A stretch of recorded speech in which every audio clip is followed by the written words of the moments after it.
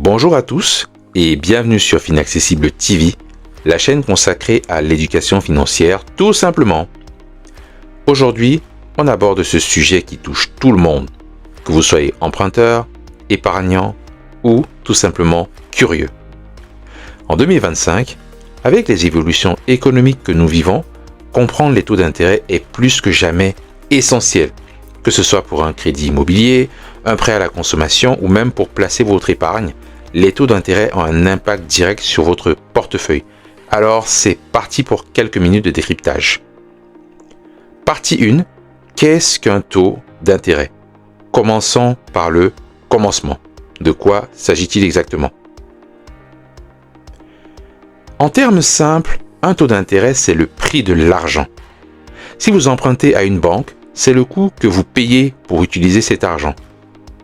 Si vous épargnez dans un compte dédié, c'est la rémunération que vous recevez pour avoir prêté votre argent à la banque.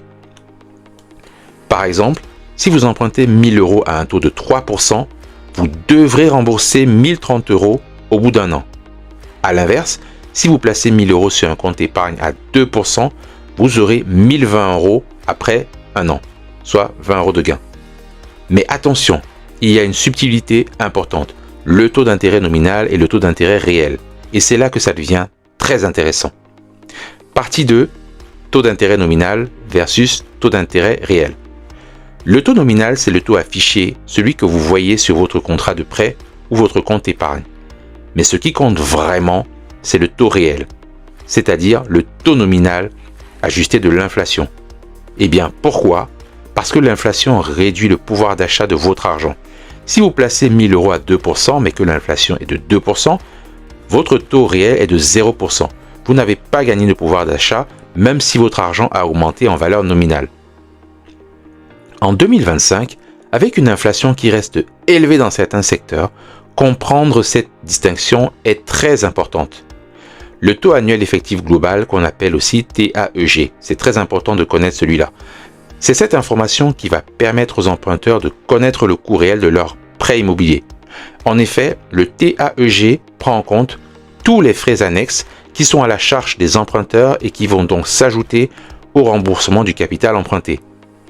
À titre d'exemple, le taux annuel effectif global tient compte des frais de dossier, du montant des cotisations pour l'assurance emprunteur, des frais de garantie comme l'inscription d'une hypothèque par exemple, des frais d'estimation du bien, du taux d'intérêt nominal, etc., etc., etc.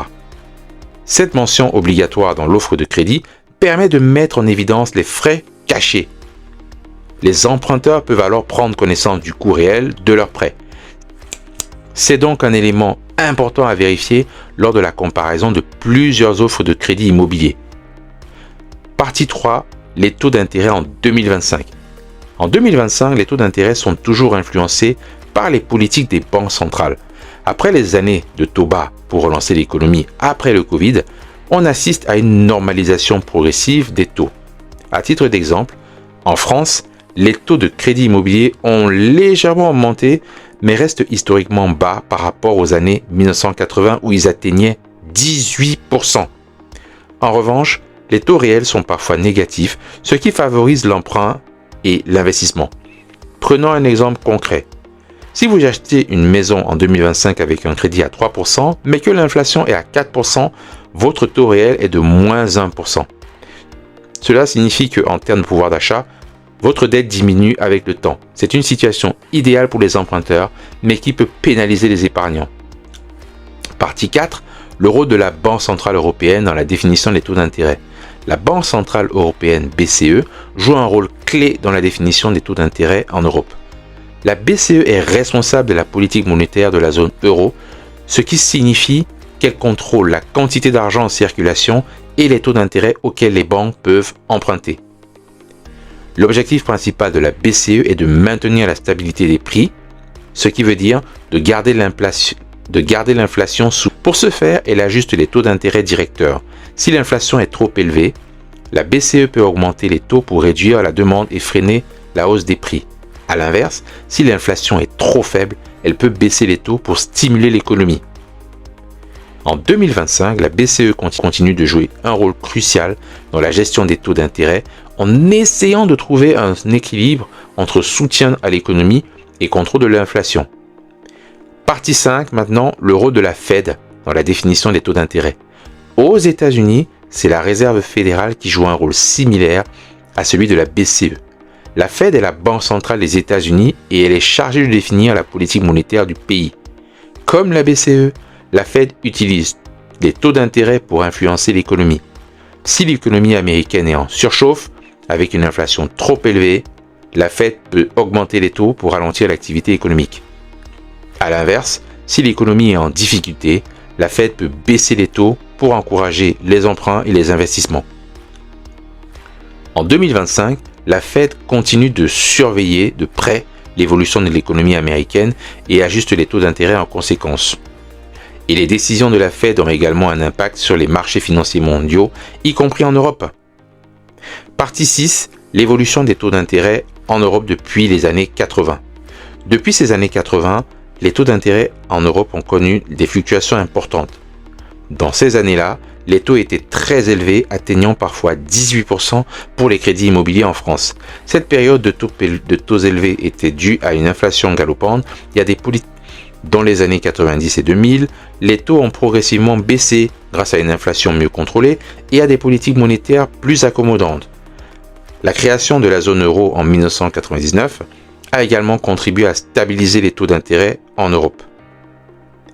Après la crise financière de 2008, les banques centrales dont la BCE ont abaissé les taux d'intérêt à des niveaux historiquement bas pour soutenir l'économie. Cette période de taux bas a duré jusqu'à la pandémie de la Covid-19 où les taux ont été encore réduits pour faire face à la crise économique. En 2025, nous assistons à une normalisation progressive des taux des niveaux des années 80. Cette évolution reflète les changements structurels dans l'économie mondiale et les politiques monétaires des banques centrales. Partie 7. Quels sont les impacts sur les décisions économiques, les taux d'intérêt?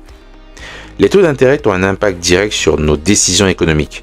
Par exemple, si les taux d'intérêt sont bas, c'est le moment idéal pour emprunter et investir, que ce soit dans l'immobilier ou dans un projet entrepreneurial. A l'inverse, si les taux sont élevés, il peut être plus intéressant d'épargner ou de rembourser vos dettes. En 2025, avec des taux réels parfois négatifs, les emprunteurs sont gagnants, mais les épargnants doivent être vigilants. Par exemple, si vous placez votre argent sur un livret A à 2%, mais que l'inflation est à 4%, vous perdez du pouvoir d'achat. Dans ce cas, il peut être judicieux de chercher des placements plus rémunérateurs, comme des actions ou des fonds d'investissement appropriés. En conclusion, pour résumer, les taux d'intérêt sont un outil essentiel de l'économie. Ils influencent à la fois les emprunteurs et les épargnants. En 2025, avec des taux réels parfois négatifs, il est plus que jamais important de comprendre comment ils fonctionnent pour prendre les bonnes décisions financières. Nous sommes arrivés au terme de la vidéo. Si vous avez aimé cette vidéo, n'hésitez pas à la partager et à vous abonner. Posez-les en commentaire, on y répondra avec grand plaisir. À très bientôt pour une prochaine vidéo.